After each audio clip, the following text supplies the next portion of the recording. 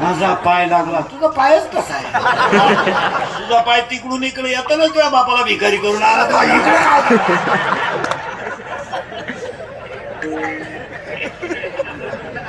त्याला ओवी तितकी सुंदर आहे. मी